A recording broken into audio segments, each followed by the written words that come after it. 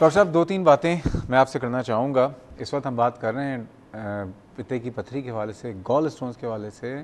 Doctor صاحب یہ بتائیے کہ عبدالجبار صاحب کا کوشچن تھا کہ پتے کی پتھری کا منیمم کیا سائز ہونا چاہیے جس پہ آپ کو سرجری کروانی چاہیے؟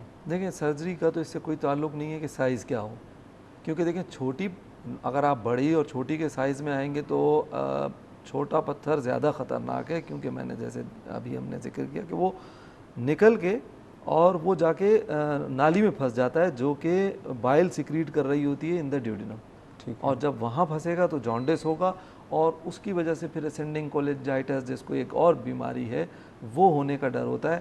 لہٰذا سائز کا اس سے کوئی تعلق نہیں ہے. اگر کسی کو پتے میں پتھری ہے تو اس کا علاج صرف اور صرف یہ سرجری ہے, جو کہ لیپروسکوپک سرجری جو ہے اس وقت دنیا بھر میں اس کو گولڈ اسٹینڈرڈ کہا گیا ہے. اور وجہ یہ ہے کہ اس کی کمپلیکیشن سرجری کی بہت کم ہے, اور اس میں پیشنٹ دوسرے دن اپنے کام پہ جا سکتا ہے, اپنا سرجری کے بعد کھانے میں کوئی احتیاط, کھانے پینے میں؟ سرجری کے بعد تھوڑا سا فیٹ شروع کے دنوں میں, یعنی کہ چند مہینوں تک, 2 سے 3 مہینے مطلب کس طرح کا کھانا کھائیں؟ سالن, یعنی روٹی, دال, چاول؟ نہیں, کھانا تو نارمل کھائیں, لیکن اس میں جو چکنائی کی مقدار ہے اس کو کم کر لیں, بیکاز دیکھیں یہ گوشت سارا, کھا سکتے ہیں, مرغی؟ جی بالکل سب کچھ کھا سکتے ہیں.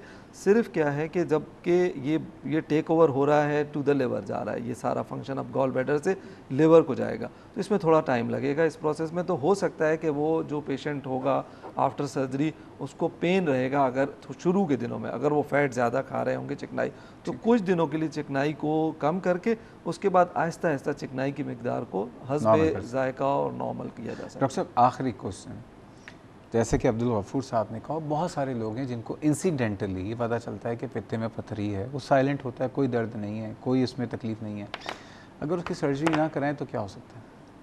دیکھیں اس کی کمپلیکیشن جو ابھی ہم نے ڈسکس کر لی ہے کہ اس میں پھر وہی ہوگا کہ اگر وہ نالی میں چلا گیا تو وہ کمپلیکیٹڈ سرجری ہوگی, وہ نارمل سرجری نہیں رہے گی. اس لیے اب ایڈوائزیبل یہ ہے کہ اگر کسی کو انسیڈنٹل فائنڈنگ بھی ہو تو وہ گال بلیڈر کی سرجری جتنی جلدی ہوگی, وہ میں نے کہا نا کہ وہ زیادہ کمپلیکیشن سے بچ جائیں گے, ورنہ اس میں کمپلیکیشن کے چانسز ہوں گے. ٹھیک ہے. ڈاکٹر محمد اقبال صاحب بہت بہت شکریہ, آج آپ اس پروگرام میں آئے, اور امیدیں کرتا ہوں کہ آپ کی باتوں کو لوگ فالو کریں گے اور اس پہ عمل کر کے بس یہ کہ کوشش یہ کریں گے کہ اللہ تعالیٰ سب کو ہر طرح کی بیماری سے بچائے, اور جس کو بیماری ہے وہ سیدھا راستہ جو ہے وہ اختیار کر لے. بہت شکریہ آپ کی آمد کا. ناظرین, یہ تھا ہمارا آج کا پروگرام, اور بات یہ ہوئی ہے کہ جو پتے کی پتھری ہے اس کے کچھ جو کازز ہیں تھوڑے بہت پتہ چلیں, اور بہت سارے کازز ہر بیماری کی طرح جو ہیں وہ اتنے پتہ نہیں ہوتے, لیکن وہ کسی کو بھی ہو سکتی ہے. خواتین میں انسیڈنس زیادہ ہے, مردوں میں انسیڈنس تھوڑا کم ہے, لیکن مرد مستثنیٰ نہیں ہیں. اگر آپ کو کسی کو ایسا کچھ لگتا ہے کہ آپ کی ایسی علامتیں ہیں تو الٹرا ساؤنڈ ایک ضرور کروا لیجئے. الٹرا ساؤنڈ جو ہے گولڈ اسٹینڈرڈ ٹیسٹ ہے پتے کی پتھری کا, اور اگر پتھری کی تشخیص ہو جاتی ہے تو پھر اس کا جو سب سے اچھا ٹریٹمنٹ ہے اس پتے کو نکلوا لیجئے, اور اس کا جو طریقہ ہے وہ لیپروسکوپک سرجری ہے.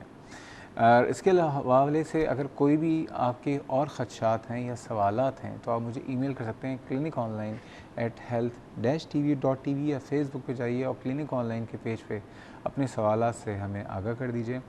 ہمیں اپنی دعا میں یاد رکھیے گا. اس ہفتے کو آج یہیں پہ اختتام کریں گے, انشاءاللہ تعالی ملاقات ہوگی اگلے ہفتے. تب تک کے لیے اللہ حافظ.